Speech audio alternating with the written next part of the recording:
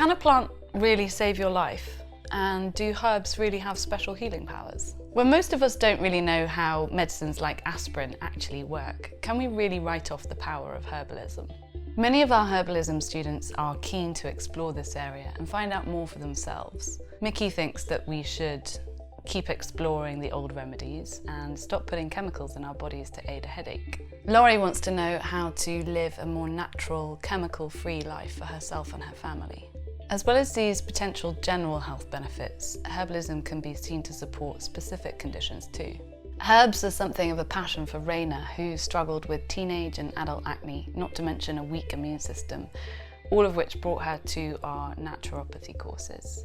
But before you go out and start eating from the first hedgerow that you find, it's important to remember that certain plants have certain powers and only some of them are edible. For example, ginseng is thought to increase energy, bilberry is good for circulation, and garlic is said to lower cholesterol. In fact, even today, around 25% of pharmaceuticals come directly from plants. But please, before you start on a diet of herbs or herbalism, please understand what it is that you're taking. And remember that as they dry out, the potency can diminish, and that means it can take a few weeks for the full effects to be felt. Just make sure that you take the same dose. A good place to start is to divide your potential herbs or your plot of garden into the sections of the body that you're going to be working with. So digestive, respiratory, circulatory, skin. Each of these systems of the body has a herb that can potentially provide benefit. Let's use the digestive system as an example.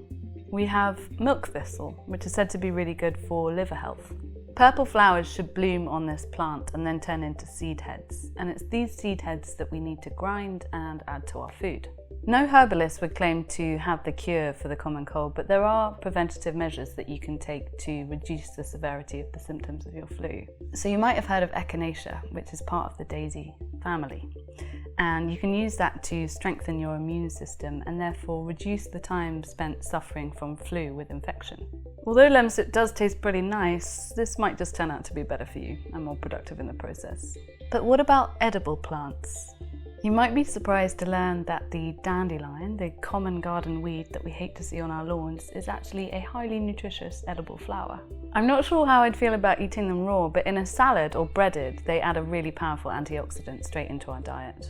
If you multiply these small examples of thousands of plants against all of the body's systems, then you can come to see what the incredible potential of herbalism really is. But responsible usage of herbs is really important. They have tremendous power to heal us if we work with them correctly, but misuse can also lead to damage. If you're interested in becoming a qualified master herbalist after completing one of our of-course introductions, then you can take an approved degree from any of the following.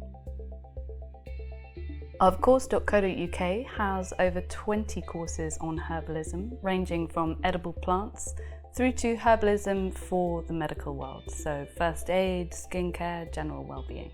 If you'd like to learn more about how the plant world can help you, then check them out today.